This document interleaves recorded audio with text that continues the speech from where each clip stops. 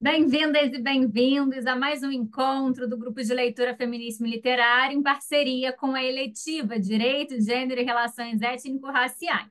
A gente, então, hoje vai dar continuidade à análise da segunda onda do movimento feminista. Então, aquele momento histórico em que as demandas feministas eram voltadas à tutela do próprio corpo, à autonomia do próprio corpo, especificamente aos direitos sexuais e reprodutivos.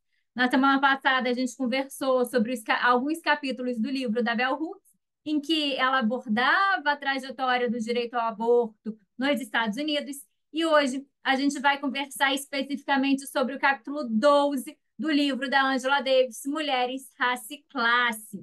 Esse capítulo específico ele vai continuar narrando para a gente um pouco o contexto histórico da conquista do direito ao aborto nos Estados Unidos, e ele vai demonstrar para a gente que essa demanda, apesar das mulheres pretas e pobres serem as principais beneficiadas por políticas públicas relacionadas ao aborto legal, essa não era a principal, não era a única ou principal queixa realizada por elas.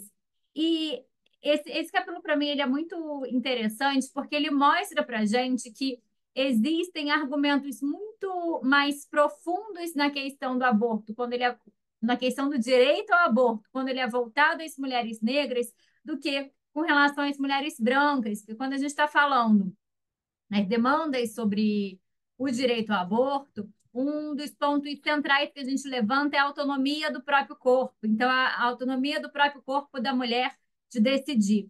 E a Angela Davis ela vai mostrar aqui para a gente uma outra perspectiva, mostrando que a questão do direito ao aborto para essas mulheres não é apenas a escolha da tutela do próprio corpo, mas sim não querer trazer filhos para as condições de mundo atuais que elas são submetidas, condições de sobrevivência e não de vida digna.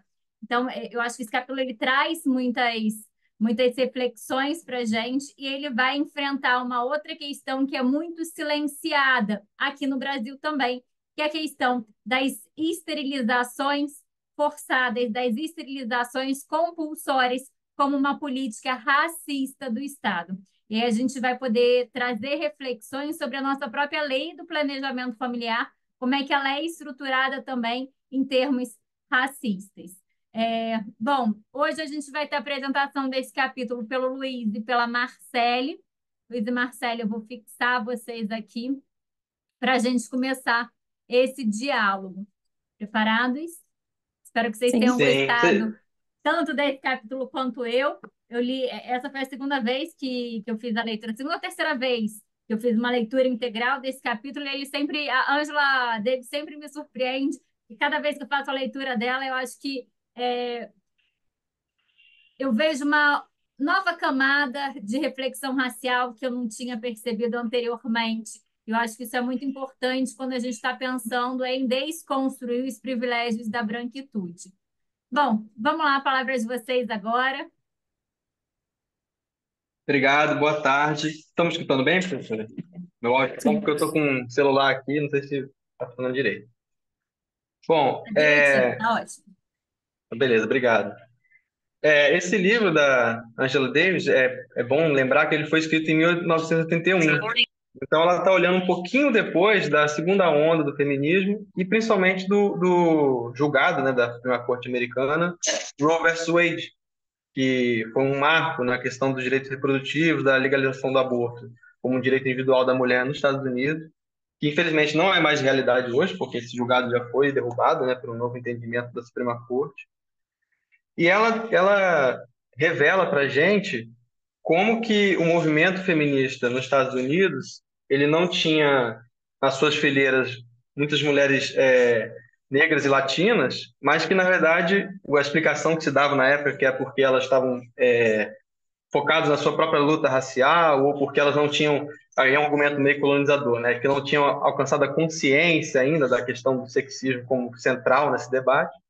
Mas ela nesse capítulo, pelo menos para mim, parece que ela tira um véu em relação à questão racial, de como essas mulheres enxergavam com desconfiança esse movimento, justamente pelo histórico lá do movimento feminista da primeira onda. porque elas foram começar, né? A primeira onda não era uma das pautas, mas não era a pauta principal, era mais sufrágio e tudo mais. Só que esse movimento começou a debater isso e acabou sendo capturado por uma ideologia eugenista, de que as mulheres negras elas tinham como se fosse um dever de ter menos filhos, justamente porque houve um debate americano ali de como a população branca estava se diminuindo, e isso era um risco, isso uma ameaça à população branca, é uma ideologia supremacista, né? Marcelo, você quer entrar, falar alguma coisa? Sim, só lembrando que, tipo, a nossa apresentação a gente vai fazer meio solta, então se alguém quiser fazer uma contribuição, tipo, interromper a gente, não tem problema, pode falar, que vai ser como se fosse um debate, né? Então, Uhum. é só lembrando que, tipo, nessa época, quando surge, que foi no final do século XIX, com a questão da maternidade voluntária e tal, eles viam como o controle de natalidade como um dos pré-requisitos para a emancipação da mulher. E eles seriam a escolha individual, métodos contraceptivos seguros, o direito ao aborto. Só que a Angela Davis ela mostra nesse livro como é que o movimento ele foi baseado em premissas, na verdade, racistas.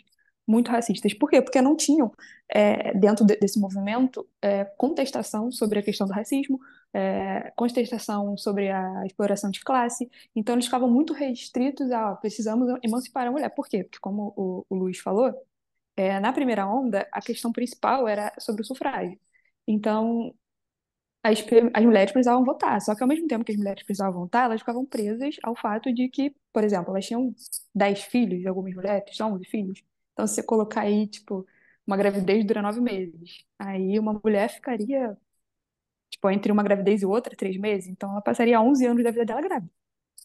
E, tipo assim, você criar uma criança também nesse meio tempo, e as crianças são um pouco dependentes até os 4, 5 anos, assim, que ela se torna um pouco mais independente, a mulher passaria praticamente toda a vida dela sendo mãe. Então, quando ela teria tempo para a vida política, para estudar, para poder entrar em outros movimentos e coisa e tal? Nunca, né? Então, só que, ao mesmo tempo, isso começou a ser uma pauta mais voltada para as feministas brancas, entendeu? Porque, ó, tá bom, elas não podem engravidar, mas assim, você vai estudar com que dinheiro? Que oportunidades as mulheres pobres e negras tinham naquela época? Então, ficou uma coisa muito restrita às mulheres brancas, entendeu? E aí, como o Luiz falou, as feministas, né, na verdade, o movimento, como ele não tinha nenhuma minoria étnica praticamente, e as feministas brancas precisavam dar uma explicação para a ausência de mulheres negras e mulheres mais pobres no movimento, e elas falavam que elas não tinham politização e que elas estavam sobrecarregadas, a visão colonialista, né? E a visão que as mulheres negras tinham, na verdade, do movimento e pela ausência de pessoas de minorias étnicas, ou seja, elas mesmas, era que, na verdade, esse controle de natalidade era um genocídio de raça. Então, elas começaram a olhar aquilo ali com um olhar mais desconfiado. E aí, a Angela Davis até fala, né, que antes da legalização, com o caso Roe vs. Wade, 80% das mortes causadas pelos abortos ilegais envolviam mulheres negras e mulheres porto-riquenhas. Então, é o que a professora falou no início do vídeo, né? Como é que uma política pública, que deveria ser uma política pública, que beneficiaria mais as mulheres pobres e negras, porque, como a gente já viu, né, pelos dados, elas são as que mais morrem, por exemplo, como ela foi vista com desconfiança por essas mesmas mulheres e como ela virou, que a gente vai explicar daqui a pouco, como ela virou um instrumento de controle populacional também. Um instrumento bem racista, por sinal. Sabe uma E coisa aí, acho que. interessante? Ah, perdão. Bom, pode continuar, professora, não tem problema. Uma coisa interessante aqui nesse capítulo foi a revelação de que desde o momento do sufrágio, do século XIX, a demanda por direitos sexuais e reprodutivos já existia. Porque isso é muito silenciado quando a gente vai pensar no feminismo. A gente geralmente pensa em três momentos meio que estanques, né? Primeiro vem a luta pelo sufrágio, educação, trabalho, depois vem a luta pelos direitos sexuais e reprodutivos. E a Angela Davis, ela revela para a gente, não, olha só, eu já tinha aqui autores que lá no século XIX, 1850, já falavam a necessidade do controle de natalidade, dos métodos contraceptivos, para que a mulher pudesse usufruir do ambiente público. E é isso que a Marcele falou, porque Se a mulher ficar sempre responsável pelo cuidado pela casa, pela maternidade, como é que ela vai exercer suas funções de cidadania no ambiente público?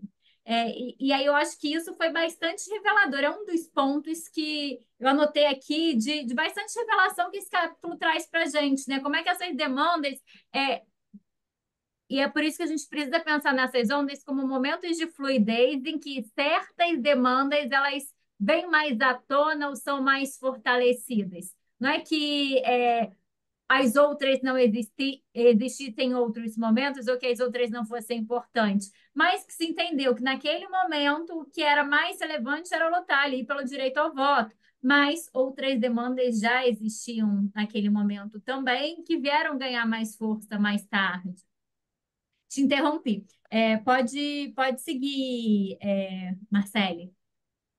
Tá, não sei se alguém quer fazer alguma pergunta, se o Luiz tem alguma consideração, senão eu vou Eu tenho seguir um aqui. aqui que é um momento muito revelador e cruel aqui do livro, que ela conta num ensaio de um médico, anotações de um médico, notando que a mais, como ele falava, né, uma tendência antinatural da mulher africana a ter mais abortos induzidos como se fosse algo da essência dela, que na verdade era da escravidão, né?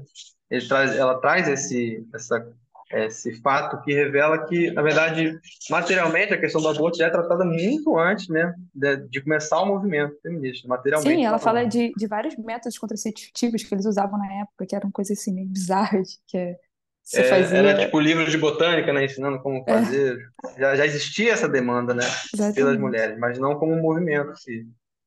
E aí também ela fala que eles não se questionavam na época, né? Por que que isso não era um. Por que que essa questão do aborto eles não pensavam, poxa, não é uma tendência antinatural, que as mulheres negras elas são obrigadas a ter trabalho forçado, trabalho pesado. E isso não é um trabalho para uma mulher grávida. Aí ela conta até uma história, eu não me engano, não sei se você lembra do nome, daquela Ó, moça que matou a filha. tá aqui. É, Margaret Garner. Sim, e essa história foi que, tipo, me chocou 100%. É, Foi, foi bizarro. a questão é Acho que infanticídio vocês podem relatar, porque eu acho que é uma página 208 do livro, Sim, né? Você quer ler sim, um ela isso fala. mesmo. porque é um Eu até episódio pesquisei assim. depois para saber que, na verdade, que não é uma filha. Ela tinha quatro, eu acho, crianças. Ela tenta três, eu acho, e só consegue matar uma. E aí, na época, ela pede, por favor, para ser julgada, para ser condenada pela morte da própria filha, porque ela simplesmente não queria que os filhos dela fossem escravos, que os filhos dela tivessem o mesmo final dela. Então, isso foi, tipo assim, o mais chocante para mim, sabe?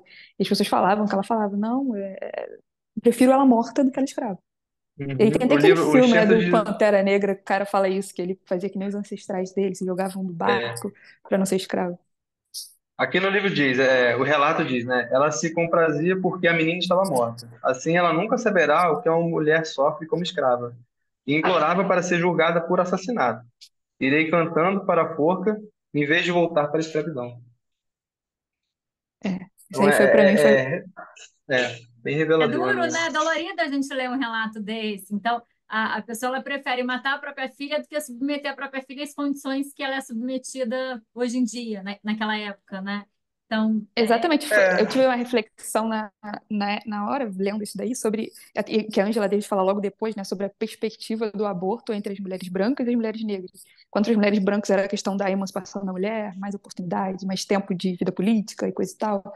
Para as mulheres negras e as mulheres pobres era uma questão de, tipo, eu não faço isso porque eu quero estudar ou porque eu quero ter uma vida melhor, ou coisa e tal. Eu faço isso por necessidade, porque eu não quero que meu filho vive nas condições miseráveis que eu vivo. Então, eu estava até vendo um outro vídeo sobre pessoas falando, né, sobre o tema desse livro, e uma coisa que ficou, tipo, também muito na minha mente sobre isso, que foi como, eu até falei isso em umas outras aulas, né, em outras relatorias e tal, e discussões, sobre como a visão, eu não diria uma pauta atrasada, mas como as pautas, elas não estão caminhando juntas, entendeu? E a gente está falando do mesmo movimento, está falando do movimento feminista. Mas a gente vê que as pautas das mulheres negras, das mulheres mais pobres, elas não caminham juntos nesse sentido das pautas das mulheres brancas. E aí é o que a Angela Davis traz na questão da interseccionalidade, né? Que como a gente vai fazer essa análise de gênero, mas ao mesmo tempo colocando a classe e a raça e como isso influencia nesse próprio movimento. E aí eu estava até vendo num vídeo aí, eu não lembro qual, mas um exemplo que uma menina deu e ela estava falando, tipo, que para uma mulher negra, por exemplo, está falando de feminismo europeu, nas passeatas dele, em que as mulheres tiram a roupa, vão nuas, e aí colocam aquelas placas dizendo, eu sou piranha mesmo, sou puta, não sei o quê, com orgulho, e que como as mulheres brancas podem usar esse nome, esse estereótipo, com um certo orgulho, entre aspas, e que para uma mulher negra, uma mulher periférica, uma mulher mais pobre, elas não podem usar. Então, tipo, que é um rótulo muito doloroso. Então, a questão do aborto, eu acho que entra muito nisso também, de como é uma pauta dolorosa para a população negra, para a população mais pobre, que sofria, que viu gente morrer, viu amigas morrerem antes da aprovação do caso Roe versus Wade. E aí, a Angela Davis traz a questão da emenda Hyde. Porque quando eles aprovaram essa emenda, quando teve o caso Roe versus Wade, em que foi legalizado o aborto, os estados americanos, o governo federal, ele financiava esses casos para a população mais pobre. Só que com a aprovação dessa emenda, foi retirado os fundos federais para os abortos, mas não foi retirado para a esterilização. Então, assim, tá, as mulheres pobres não podem abortar ali, não teriam que pagar. Mas elas podem ser esterilizadas pro resto da vida, assim. Se você não quiser mais ter filho, a gente te ajuda. Mas se você tiver um ou outro ali acidentalmente, só lamento. E aí até vi um texto daquela Carla Cotirene, né? Eu até anotei aqui uma frase que ela fala quando ela vai falar de interseccionalidade, e ela fala que algumas opressões são mais dolorosas que outras. Eu acho que entra muito nesse sentido, assim, tipo, são coisas totalmente diferentes. Aí, continuando aqui no texto, como o João tinha falado sobre a questão da queda Sério, vamos. que é, a Joyce tinha levantado a mão. Vamos. pode abrir, Paula. Porque pode ser o mesmo ponto, né? Joyce. Olá, boa tarde, pessoal. Eu queria só levantar um ponto da fala da colega que eu achei interessante, que ela levantou a questão das mulheres brancas. Vocês me escutam bem? Me Sim, sim. escutam bem? Tem, Então, tem sim. ela falou da questão das mulheres brancas, que nas manifestações elas colocam placas, eu sou puta, né, piranha, essas expressões que a gente sempre vê como se fossem muito depreciativas, obviamente, na sociedade. E as mulheres negras não se colocam nesse lugar. Na verdade, as mulheres não se colocam nesse lugar, as mulheres negras, não é porque elas não se veem nesse lugar ou não acham que não têm direito de fazer isso. Na verdade, é porque a mulher negra ela luta justamente contra esse estereótipo, né? Porque a mulher negra, desde o momento que ela foi escravizada, ela foi objetificada. E aí, esse local da mulher que é utilizada para o prazer, né, para as práticas sexuais libidinosas, os fetiches, sempre foram virados para o lado da mulher negra. Inclusive, até hoje, nós temos, por dados estatísticos, comprovado essa questão de que os corpos negros ainda são sexualizados, levados para essa zona do prazer e não, obviamente, do respeito, da responsabilidade, da seriedade. Né? Eu acho que a questão da mulher negra não se colocar numa manifestação desse jeito é justamente porque ela vive tentando fugir desse espaço da mulher que é utilizada para o prazer e para a distração, né? Justamente porque a gente, Exatamente. infelizmente, ainda tem socialmente constituído o perfil da mulher branca como a mulher para o casamento e a mulher negra para o prazer sexual, né? Então, a mulher negra se colocar numa manifestação falando isso que as mulheres brancas falam, né, como se fosse maneira de revolta, obviamente, mas a mulher se colocando nesse papel, ela justamente vai contra aquilo que ela luta, né? Ela luta justamente para não ser colocada nesse papel e não seria conveniente, né, a mulher negra levantar uma bandeira dessa nesse sentido. Entendo que quando as mulheres brancas fazem é uma questão de manifestação, existe uma crítica ali por trás, mas eu acho que seria mais por isso, não pela questão de não poder se colocar no local de fazer uma manifestação tão polêmica quanto é feita pelas mulheres brancas. Mas é justamente isso que é falado no livro, nessa questão. A coisa da interseccionalidade, entendeu? De Isso. você, por exemplo, na Porque eu li, manifestação das mulheres brancas, você não levar em conta de que, por exemplo, esse estereótipo, uma mulher negra, é muito mais pesado do que para ela, entendeu? sim. Então, Na você verdade, levantar uma alguém bandeira tenta assim, como se fugir, você né? estivesse levantando por todas as mulheres, não, você não está levantando por todas as mulheres. Porque esse estereótipo, uma mulher Não, negra, não pode discordo ser do que um você falou, não. Só estupro, aproveitei pode para pontuar ser um mais. abuso. É, Exatamente, pode ser um estupro. O que eu falei foi exatamente o que você quis dizer, porque esse tópico é muito mais doloroso para algumas pessoas do que para outras. Então, quando a gente não faz essa revisão, que é o que a Angela deve até falar nesse livro, que é você recapitular esses movimentos antigos e olhar para eles com um olhar crítico, e aí você vê como eles não levavam em consideração nenhuma dessas outras pautas, ou todo o passado de escravidão, por exemplo, da mulher negra, para quando você for falar de aborto, aí você acaba entrando nesse looping que a gente está hoje em dia, por exemplo, que aí você vê uma mulher levantando branca, levantando uma placa dessa, e tipo, superior, não sei o quê, e você sabe que uma mulher negra nunca faria isso, ela não pode fazer isso, porque se ela tirar a roupa no meio da rua, ela pode ser abusada, ela pode ser estuprada, porque ela sempre foi objetificada, porque ela é vista como um símbolo sexual, então sabe? Não é uma coisa para todo mundo, entendeu? Então, é justamente essa questão que eu acho que pelo menos me fez refletir nesse texto, entendeu? Não sei se mais alguém quer falar alguma coisa. Joyce, quer complementar alguma coisa? Não, professora, eu tô satisfeita, eu tô gostando bastante da apresentação dos colegas, gostando bastante. Aí quando ela levantou, eu falei, não, vou entrar nessa Vou parte aí que eu contribuir. gostei muito. Tá Muito bom? bem. Ótimo. Muito Então, obrigada. tá nada. Parabéns aos colegas pela apresentação. Muito bem. Aí só abaixa a mão para quando você quiser falar de novo, senão eu vou te chamar toda hora. Vamos lá, perfeito. Vamos lá, Marcelo, pode seguir. Até me lembro de outra coisa nesse caso, que eu não sei se os meus colegas viram, mas é aquele filme Transe, que saiu aí novo, que estava todo mundo discutindo sobre ele, falava sobre o movimento Ele Não. E aí a própria esquerda começou a criticar muito, porque falava, cara, isso é todos os estereótipos que os conservadores colocavam sobre o movimento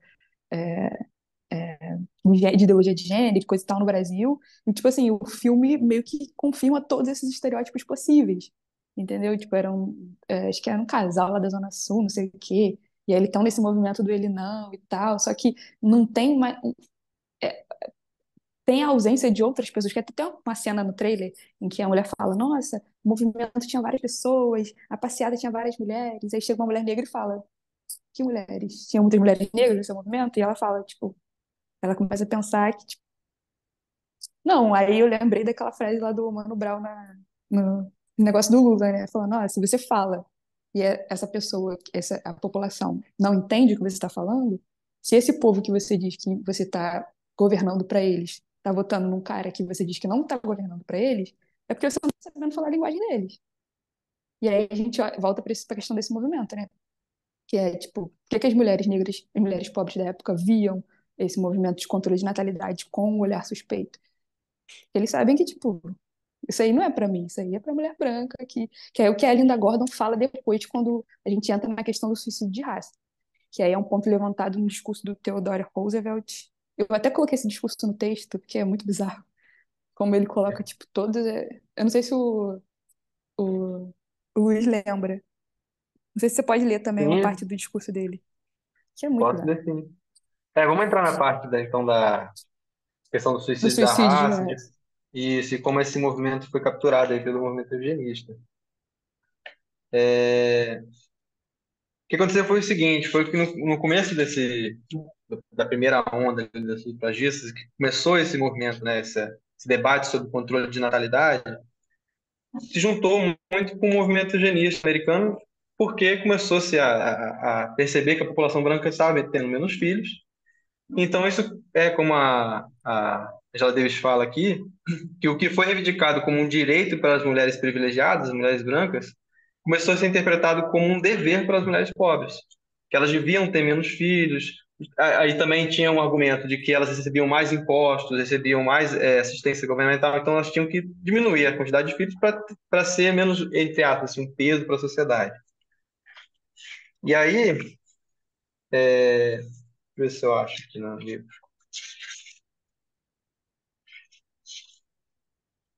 E teve o discurso do Roosevelt, né? Eu coloquei esse discurso no nosso texto, Ah, tá. porque no texto dela em si, ela só fala da questão que ele, do ponto que ele trouxe da questão da pureza de Foi que raça. em 1905 o presidente Theodore Roosevelt concluiu seu discurso durante o jantar de Lincoln Day. Declaração que a Sim, pureza aí da ele raça fala deve sobre ser a pureza de raça. mantida. É, exatamente. No discurso dele, eu coloquei até um trecho lá, ele o tempo todo ele coloca toda a problemática, né? Tipo, o alto índice de criminalidade entre a população negra, porque eles eram os mais presos, e joga a culpa toda neles e fala: olha só, esse é o problema de vocês precisam resolver esse problema aí, entendeu? Tipo assim, a gente pode ajudar vocês, eu acho que, ele falando assim, eu acho que a população branca deve ajudar vocês, porque se o negro evoluir, significa que o branco evoluirá 2 vezes mais. Aí, tipo, nós somos o dobro de superiores a vocês, entendeu? Então, se a gente ajudar vocês a chegarem lá, significa que a gente vai chegar lá mais acima ainda. Então, aí, É, quando a Angela Davis trata desse discurso, ela traz o que você falou sobre a questão do fato de ser uma obrigação moral para a mulher negra e pobre e uma opção para as mulheres mais privilegiadas, que aí, quando a Linda Gordon vai falar da reação do movimento feminista sobre esse discurso do suicídio de raça, ela fala justamente sobre o motivo que afastava uma das outras, né? E um dos motivos desse afastamento era que, por exemplo, os objetivos, que é o que a gente já tratou e já falando anteriormente, os objetivos do movimento feministas nessa época estavam muito distantes dos objetivos das mulheres negras e pobres, porque enquanto as mulheres estavam ali lutando por ele controle de natalidade, para, sei lá, ter mais tempo de vida política, ter mais tempo para estudar, entrar na faculdade, coisa e tal, isso já era impossível para mulher pobre negra já há muito tempo. Então, não era uma questão de eu querer entrar na faculdade e não poder porque eu tive um filho. Por exemplo, eu não tinha condições, não tinha como pagar, entendeu? Então, isso que era pintado mais para um determinado nicho. E aí a gente volta sempre na questão do ponto da interseccionalidade, que é essa falta de olhar o movimento para todo mundo, entendeu? E aí entra a questão do movimento eugenista, que eu não sei se você quer falar sobre a Margaret Higgins, Sanger. Nem sei falar o nome dela.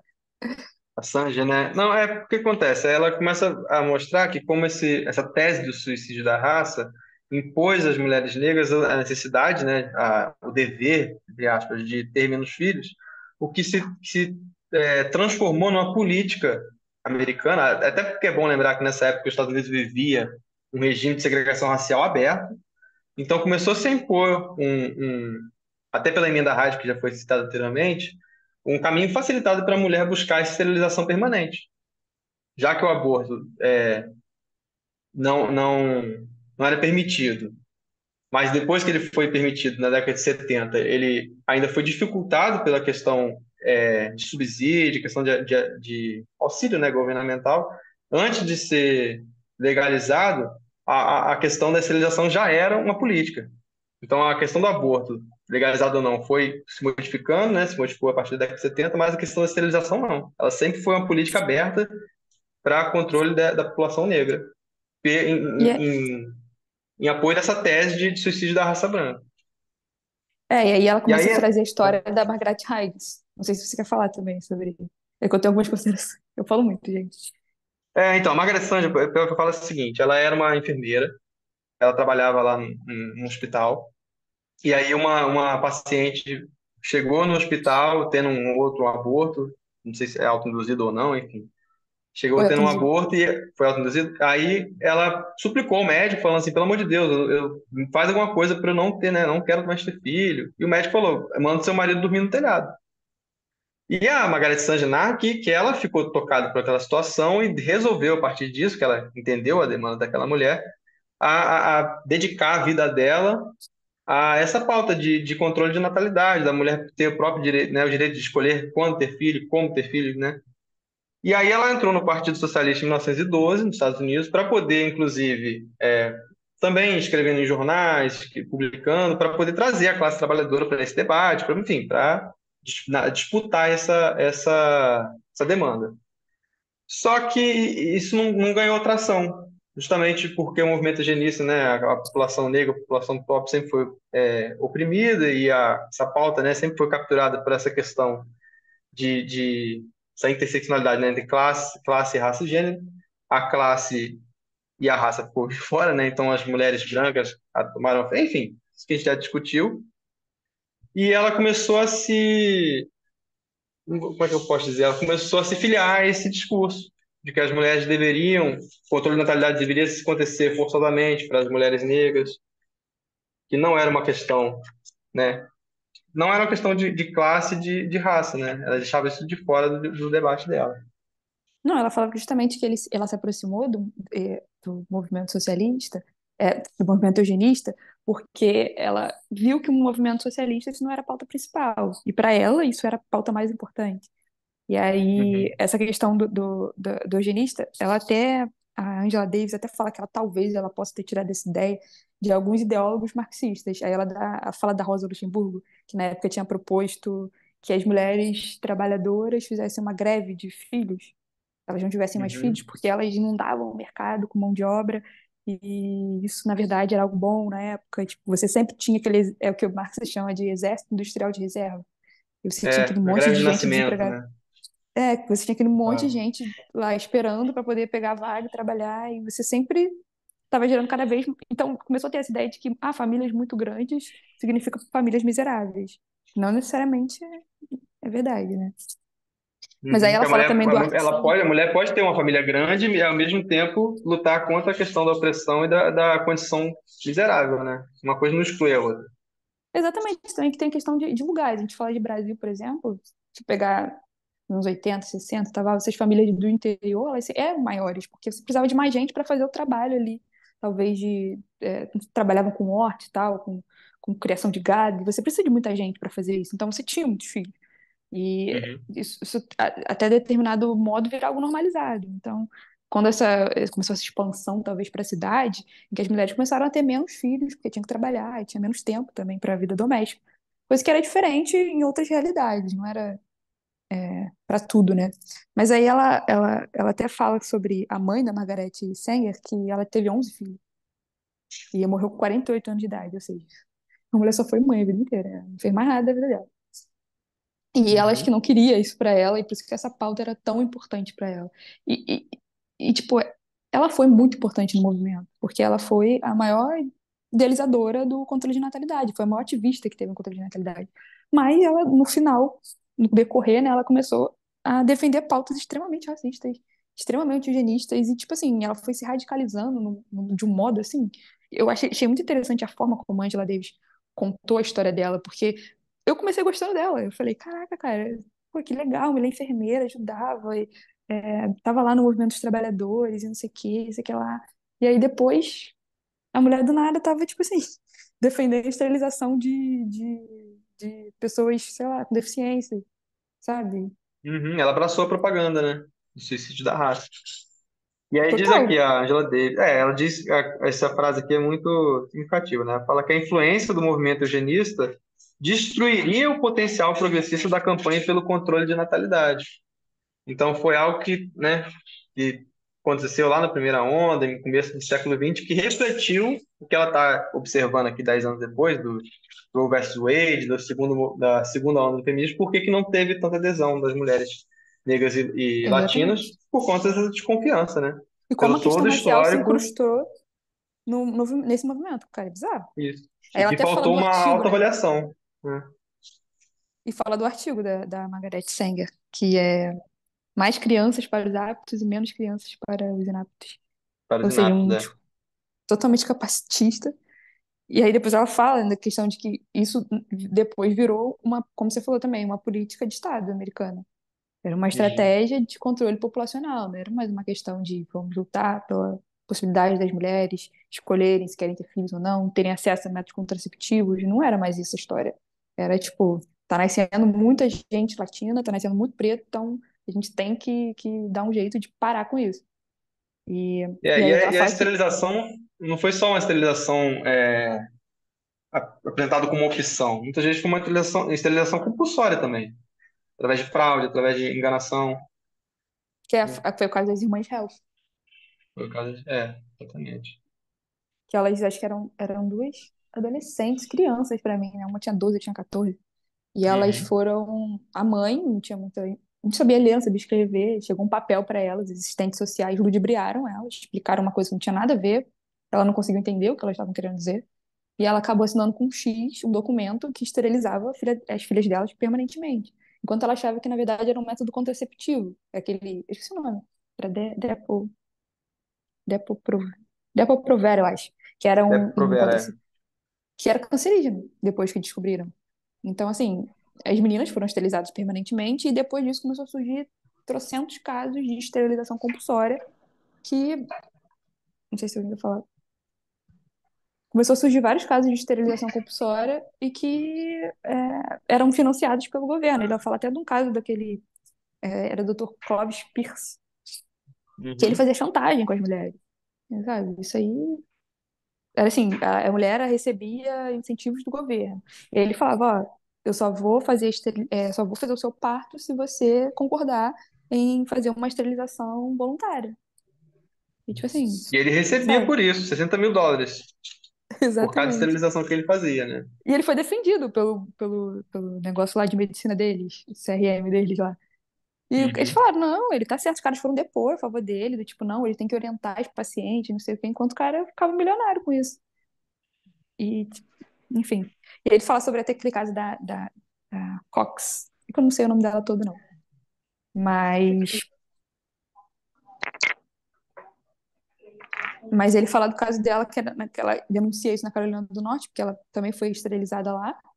E ela fala que, tipo, teve um ano, só de total de esterilizações na Carolina do Norte, foram 7.000 e poucas esterilizações. E aí, a justificativa que eles davam, né, a maior parte era por deficiência mental. Só que dessas Uhum. 7.000, 5.000 pessoas eram negras. É isso, Neil Woodcox. De 7.000 pessoas, 5.000 pessoas eram negras. Então, tipo assim, não tá falando de uma população igual o Brasil, que metade é metade, metade certinho, entendeu? Você tá Uhum. falando de uma população que é a população negra, latina, até. É mais negra, porque foram 5.000 pessoas negras. Essa podia ser o quê? 30% da população? Então, você dizer que só tem maluco preto, então é complicado. E aí ela faz até um comparativo de dados. E aí ela pega os dados de todas as esterilizações financiadas pelo governo federal, que foram entre 100 e 200 mil, e compara diretamente com as esterilizações do governo nazista, que foram durante todo o governo nazista, né? Porque a gente não está falando de um ano Uhum. nos Estados Unidos, falando de um governo inteiro, que fez 250 mil esterilizações. Então, tipo assim, era política de Estado total. E uma política racista. E aí, para finalizar, ela fala a questão das indígenas, né, também, que não é um texto também muito grande, e ela diz que a população indígena também foi alvo dessas esterilizações. Eu acho que foram, acho que se ela não me engano, ela dá uns dados lá que 24% das mulheres na idade reprodutiva estavam completamente esterilizadas. Então, assim, você está falando de um genocídio de uma raça. Ela fala até o exemplo de Porto Rico, que na época eles faziam projeções lá, que essa prática das Uhum. esterilizações era muito presente em Porto Rico. E ela falava, se continuar assim, segundo projeções aqui, daqui a 20 anos, você vai, tipo, extinguir um povo inteiro. Uhum.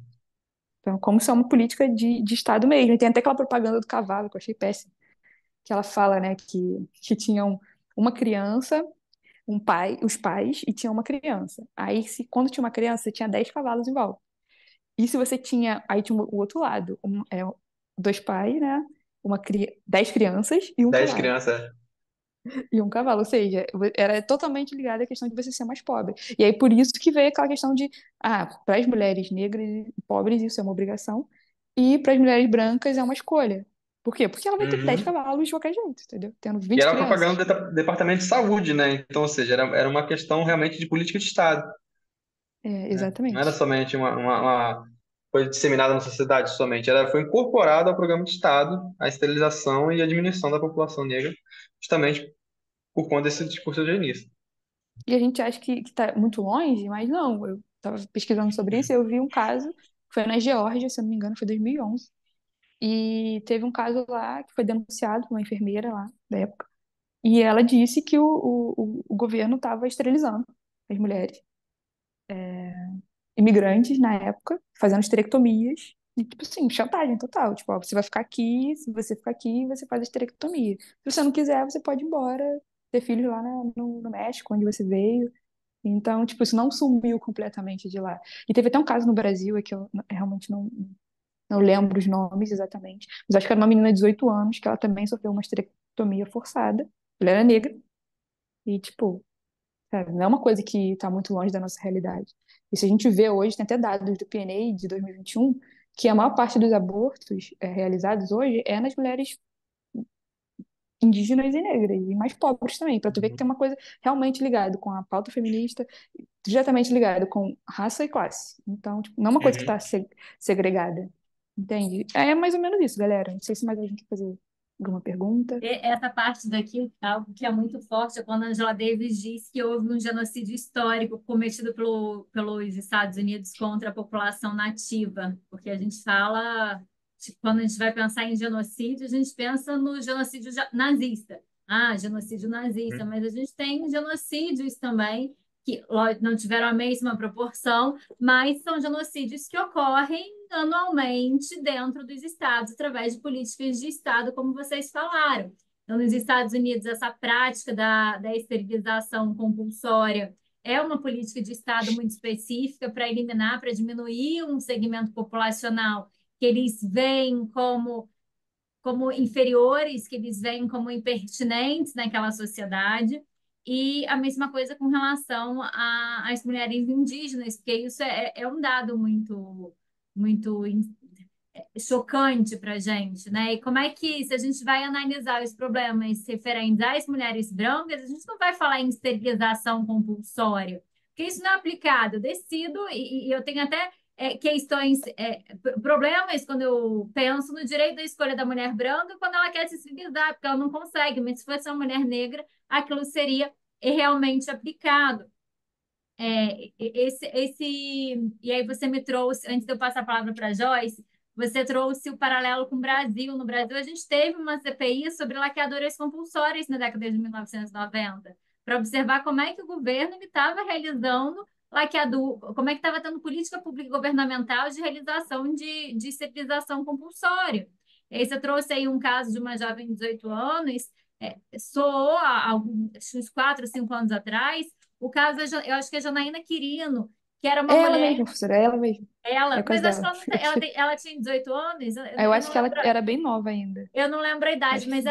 era uma mulher preta, favelada, se eu não me engano, era moradora de rua, usuária de drogas, tinha vários outros filhos, que já tinha em algum momento dito que queria fazer civilização, mas mudou de ideia. E aí, o que que o MP fez? O MP levou sem ter o consentimento dela, essa pauta para o judiciário. O juiz falou assim: faça civilização. E ela não foi escutada e ela se tornou infértil por uma política de Estado que entende que o corpo da mulher, principalmente da mulher preta, favelada, pode ser tutelado juridicamente, que deve ser tutelado juridicamente. Então, isso é muito relevante para a gente entender como é que o Estado ele tem uma política racista e como é que a nossa lei de planejamento familiar é também feita com bases racistas. Os seus dispositivos eles são voltados a estimular o crescimento populacional da população branca e diminuir o contingente populacional de pessoas negras. Isso é muito explícito. E e aí a Angela Davis ela termina esse capítulo falando, olha, a gente não consegue falar em direitos, em garantia de direitos sexuais e reprodutivos só pensando na conquista do direito ao aborto e no financiamento público do direito do aborto, mas a gente tem que incluir aqui a luta contra a prática abusiva da esterilização compulsória. E a gente poderia aqui adicionar outras lutas contra práticas abusivas também. Eu estou pensando aqui em violência obstétrica, que no Brasil é É. muito forte o número de violências obstétricas que mulheres negras sofrem. É, então, a gente precisa observar que os direitos sexuais e reprodutivos, a Bell Hooks, semana passada a gente conversou sobre isso, a Bell Hooks fala a mesma coisa, é uma pauta muito mais ampla do que apenas o direito ao aborto, que é relevante, mas eu tenho outras pautas aqui que precisam também ser enfrentadas socialmente e precisam ter esse recorte interdisciplinar para eu entender quem é essa mulher que realmente precisa, que está precisando que o aborto não seja inseguro. Um outro ponto aqui, e antes de eu finalizar, que a Angela Davis traz no início do capítulo, é a gente reconhecer a diferença entre o direito ao aborto e a defesa pelo aborto, defesa ampla do aborto. Isso é a grande questão que parece que os segmentos, que o senso comum não consegue compreender. Quando eu estou pensando em direito ao aborto, eu estou pensando em uma política de Estado que não criminalize a mulher que toma essa decisão. Eu estou pensando em uma política de Estado que financia saúde pública.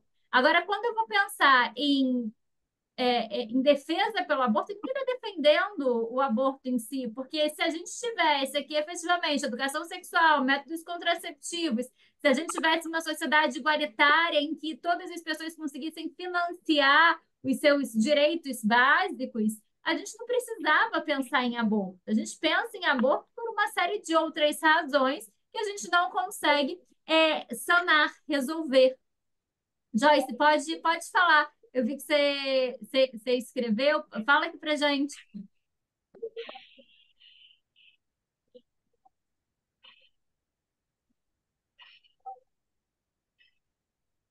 Você quer que eu leia? Ah, tá, ok. Vamos lá. Joyce falou assim, que a gente teve também um holocausto brasileiro no manicômio de Barbacena, que a quantidade de pacientes negros também era superior e que, pela teoria da eugenia, acreditavam que os negros seriam menos inteligentes que os brancos e que tinham mais tendência a problemas psicológicos. E a Aurora trouxe aqui no chat também para a gente que as pessoas podem ser contra a prática do aborto, mas ser a favor da legalização e da defesa do direito de escolha do aborto.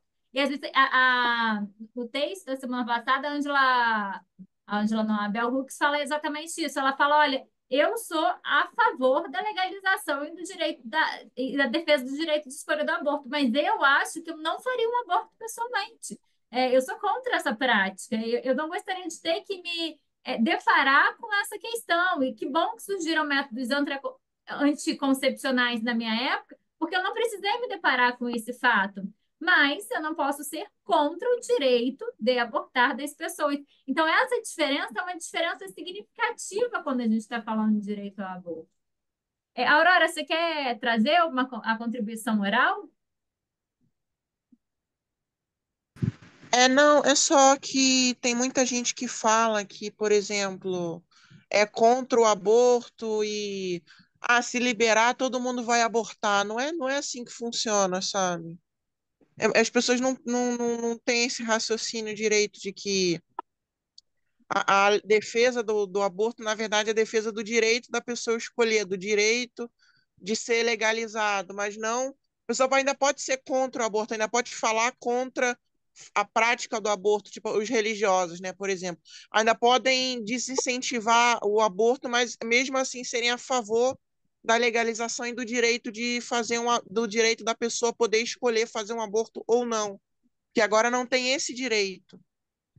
E é interessante nisso que você está falando, da gente lembrar que existe dentro da Igreja Católica um movimento que é mulheres católicas pelo direito de abortar.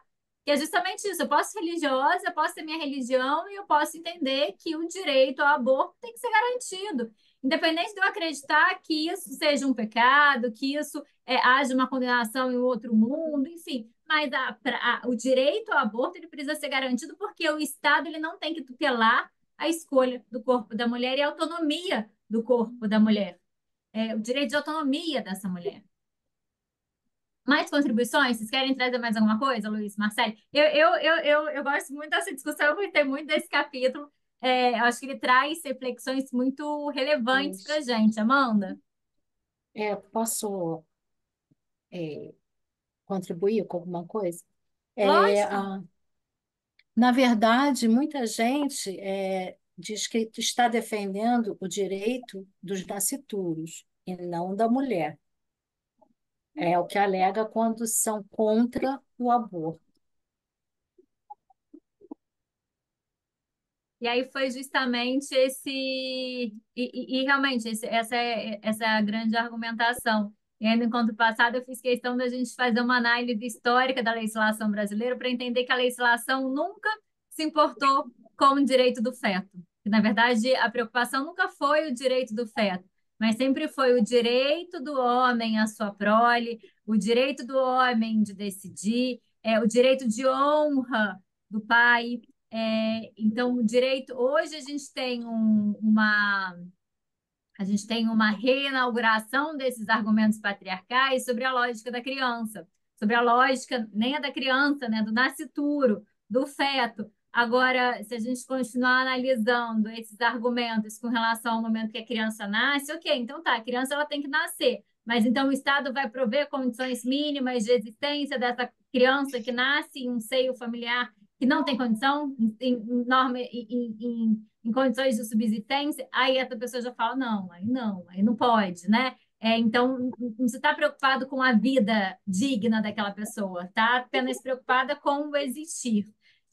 Então, é importante a gente trazer Acho que esse outro argumento, né? E é importante a gente compreender também as coisas que é, dialogam com isso, ou as coisas que estão por trás disso. E principalmente porque quando a gente vai falar sobre esse direito à vida, se eu estou preocupado com a vida do feto, eu deveria pesquisar para observar os impactos na vida do feto, se eu tutelo o direito ao aborto ou se eu não tutelo o direito ao aborto.